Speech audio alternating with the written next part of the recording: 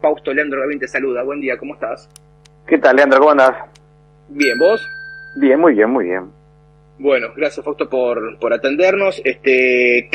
¿Cómo estás viendo el tema inflacionario? Bueno, esta semana se va a conocer el dato de noviembre. El gobierno ya analizando que va a quebrar la barrera del 6% en noviembre. Diciembre quizás pareciera que viene en una tónica medianamente similar. ¿Cómo estás viendo la dinámica de los precios y esta desaceleración que el gobierno se está encargando de difundirlo constantemente? Y bueno, si es algo que uno puede ver que va a ser perdurable o son estos meses de cierta estabilidad y después hay que ver qué pasa. Mirá, a ver, a nosotros nos dio, te voy a dar el dato que nos dio a nosotros, nos dio la inflación núcleo, o sea, lo más importante, nos dio 5,8, ¿no? O sea, se cumple, eso está de 6,6, por debajo de 6, perdón, y vimos también la aceleración en alimentos que nos dio 4,8. Ahora, la inflación total nos dio 6,6. Básicamente por la suba de todos los rubros vinculados al turismo, esparcimiento, etcétera, ¿no? Con lo cual te diría, ¿puede dar la total para el gobierno abajo de 6? Sí, podría dar, porque ya te digo, la núcleo dio 5,8 y vimos una aceleración en alimentos bastante importante.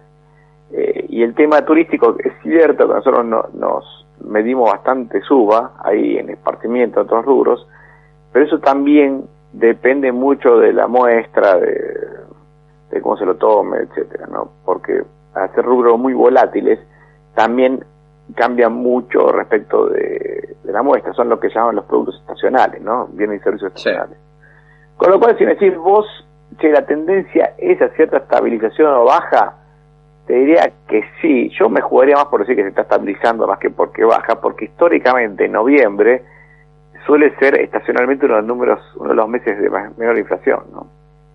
Entonces, te diría que ahí hay algo. También es cierto que esa baja de la inflación está también por una desaceleración muy fuerte de lo que es carnes, que entre la sequía y el cierre de China ha llevado a que haya una sobreoferta de carne en el mercado local. Pero no sostenible, claramente, ¿no? Claro. O sea que yo me juego más para decir, mira, acá es una estabilidad, la inflación se estabilizó acá alrededor de los 6, 5,5, 6, veremos cómo sigue. Yo creo que diciembre a veces tiende a subir un poco por la fiesta, lo mismo que enero, febrero después tiende a bajar, y marzo se estabiliza de vuelta.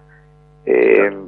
Por eso te digo, bueno, acá dependerá mucho de qué pasa con esos rubros especiales, pero si uno mira la inflación núcleo, que es la más estable de todas, uno viene viendo una inflación que está en el orden de 5,5 a 6 en ese rango, ¿no? Desde hace ya 2 o 3 meses.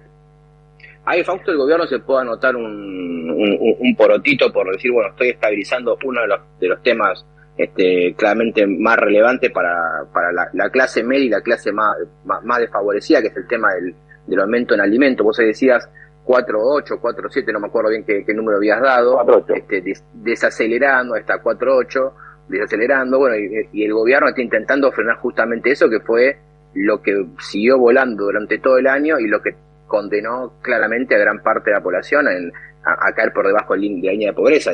Se puede pensar que en ese rubro puede haber una baja un poquito más importante que el IPC promedio, y por ende que le mejore de alguna manera la situación social de parte importante de la población, o esto es estacional también y no hay que esperar demasiado.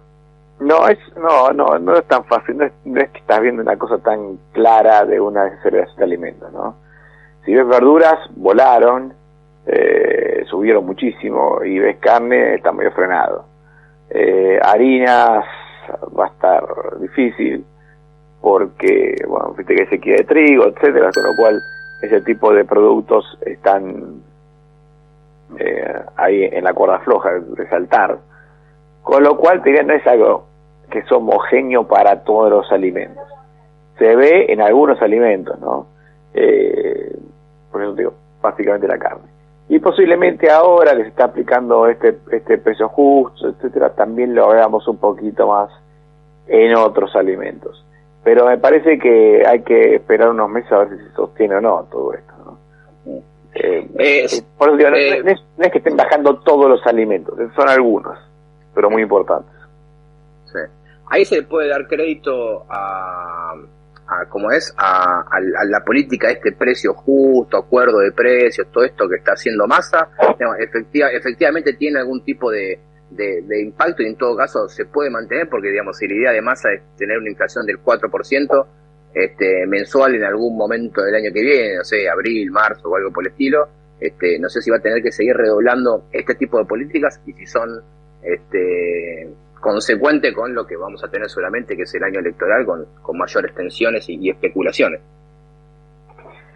Mira, está muy difícil la situación. A ver, yo creo que hay dos cosas que está haciendo bien el gobierno, que es desacelerar un poco el ritmo de crecimiento del gasto público y tratando de reducir la emisión monetaria, ¿no? Estas dos cosas están llevando o pueden llevar por buen camino la inflación. Creo que en ese sentido el gobierno está buscando por ese lado.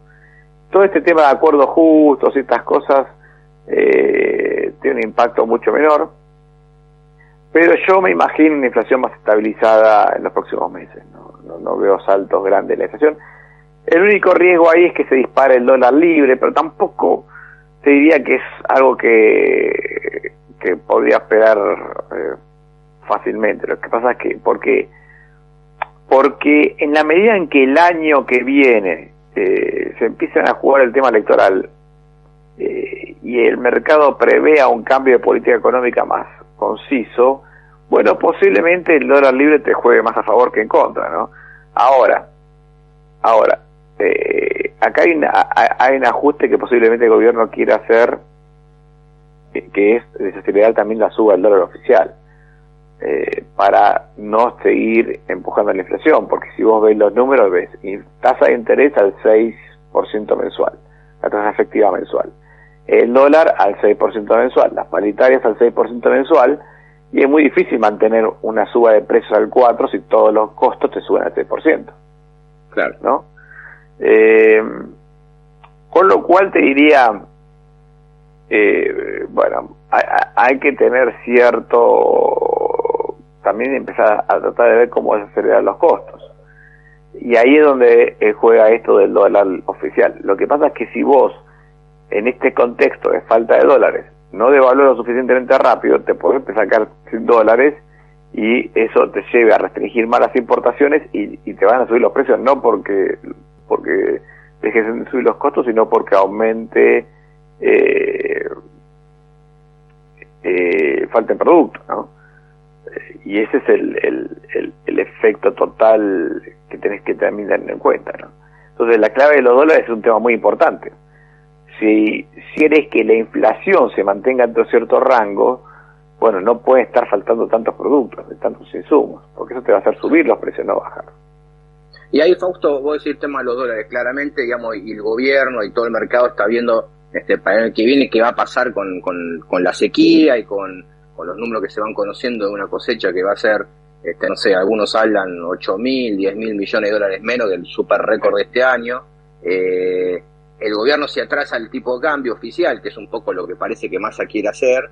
Bueno, va a tener complicaciones si tenés una sequía importante. Digamos, vos ahí lo ves acelerando o desacelerando, y en todo caso, ¿cómo ves esta dinámica de sequía más una maraña de emisión monetaria que sigue teniendo el gobierno, básicamente porque cualquier incentivo que pongan para liquidar es claramente más emisión, ¿no? El dólar soja 2.0, finalmente después hay más emisión de pesos para comprar esos dólares, y también el otro tema es qué va a pasar si el gobierno tiene que salir a emitir o hacer algo porque se queda cortito con el rollover de la deuda en pesos. Bueno, ese es el tema. Yo creo que está más en la cuestión de la deuda en pesos y de las LELIQs que el tema de la compra de dólares para recomponer reservas, ¿no? Porque ahí es verdad, el gobierno compra dólares para recomponer reservas, pero después los vende para importación, entonces una gran parte de eso se termina de absorber. O sea, cuando el gobierno vende dólares, absorbe pesos, ¿no? Eso no me preocupa tanto, pero sí me preocupa el stock de deuda que hay para vencer, y que si no se puede renovar hay que emitir pesos para pagarla, y lo mismo pasa con las LELIQs, ¿no? Todo eso te lleva a una potencial emisión monetaria, si bien el gobierno hoy no está emitiendo tantos pesos para financiar el tesoro. ese gran riesgo que tiene la economía a mediano y largo plazo.